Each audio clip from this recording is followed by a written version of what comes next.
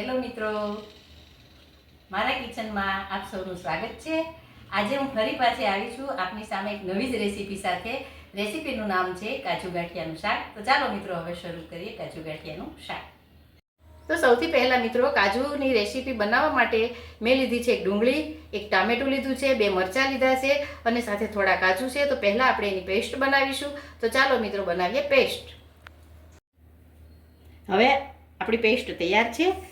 હવે એક બાઉલમાં મેં 100 ગ્રામ જેટલા કાજુ લીધા છે, સાથે સાથે થોડા ખડા મસાલા છે, એક ડુંગળી સમારીને લીધી છે, એક ટામેટું છે અને આદુ લસણની પેસ્ટ છે। તો ચાલો હવે આપણે કઢાઈ મૂકીશું। હવે આપણે ગેસ શરૂ કરી કઢાઈ મૂકી છે। કઢાઈમાં 2 ચમચી ઘી નાખ્યું છે। હવે ઘીમાં આપણે કાજુ રોસ્ટ કરીશું।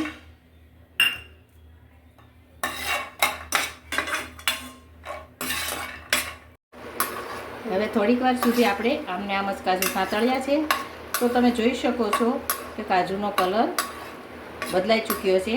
હવે આપણે એને વાટકીમાં કાઢી લઈશું।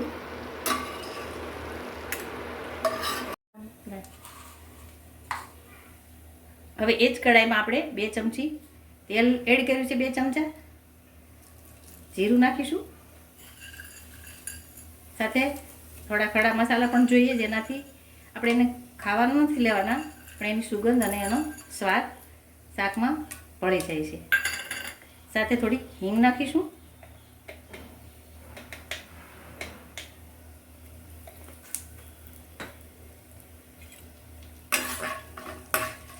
થોડીક વાર એને હલાવ્યા પછી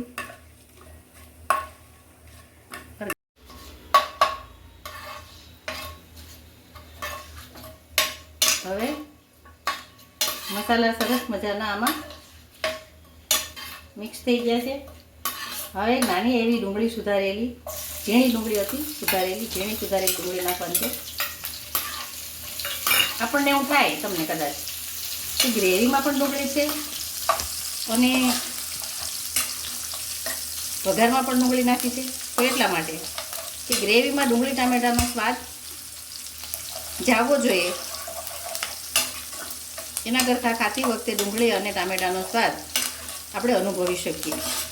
એટલા માટે હું ખાસ કરીને ડુંગળી અને ટામેટાં એડ કરું છું।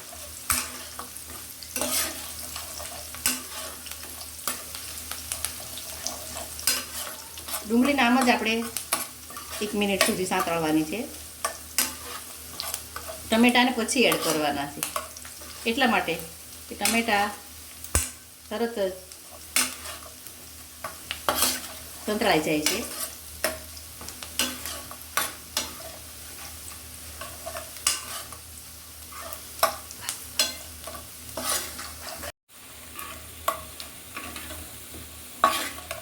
હવે ડુંગળી સરસ થઈ ગઈ છે।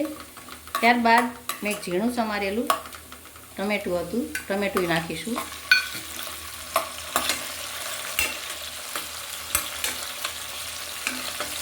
ટમેટાને પણ થોડીક વાર આમ જ આપણે મિક્સ કરીને હલાવતા રહીશું।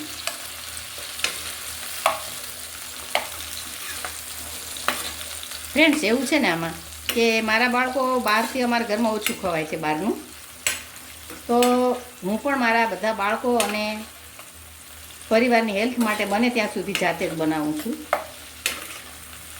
અને હેલ્થ માટે સારું, ટેસ્ટ પણ સારો રહે અને બહારનું ખાવાથી પણ બચી શકીએ, એટલા માટે હું ઘરે જ બનાવું છું।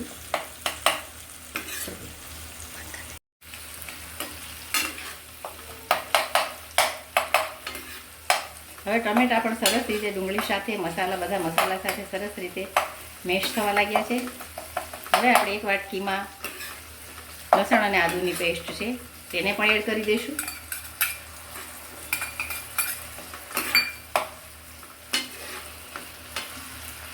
ટમેટા, આદુ લસણની પેસ્ટ બધું સરસ રીતે મેશ થઈ ગયેલું જણાય છે। તો હવે આપણે તેમાં આપણી બનાવેલી પેસ્ટ ઉમેરીશું, ગ્રેવી જે બનાવી છે તો ઉમેરીશું।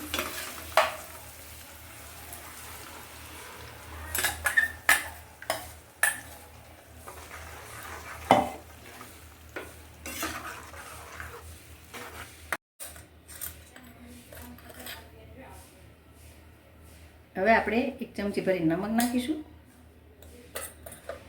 અડધી ચમચી હળદર નાખીશું, અડધી ચમચી ધાણા જીરુંનો પાવડર નાખીશું,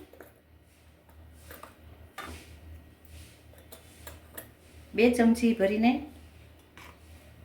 મરચું નાખીશું. આપણે જોઈ રહ્યા છીએ એક સરસ મજાનો કલર આવી રહ્યો છે. ઘણા ઘરોમાં તીખું ખવાતું હોય છે, તમે વધુ પણ મરચું નાખી શકો છો.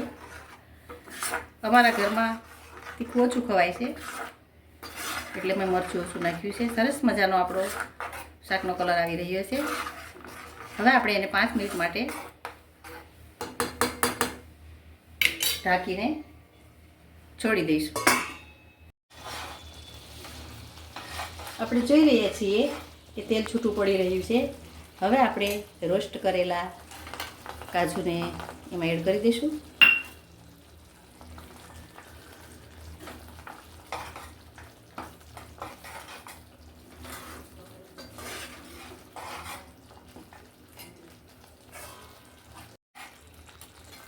જુઓ મિત્રો, આપણું સરસ મજાનું કાજુ ગાંઠિયાનું શાક તૈયાર થવા આવ્યું છે. સાથે સાથે કાજુ પણ સરસ મજાના એમાં મિક્સ થઈ ગયા છે. હવે આપણે મેં આ ગોપાલના વાટકો ભરીને ગાંઠિયા રાખ્યા છે, એ આપણે ગાંઠિયા એડ કરીશું.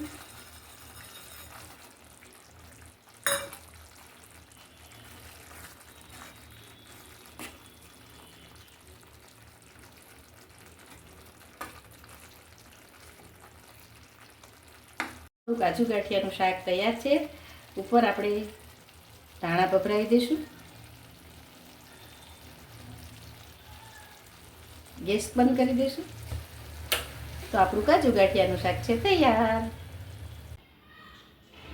તો તૈયાર છે આપણું કાજુ ગાંઠિયાનું શાક. આ શાકને તમે રોટલી અને ભાખરી સાથે પણ ખાઈ શકો છો અને એનો ટેસ્ટ પણ જોરદાર આવશે. ચલો ત્યારે આવજો, હું રજા લઉં છું. Thank you.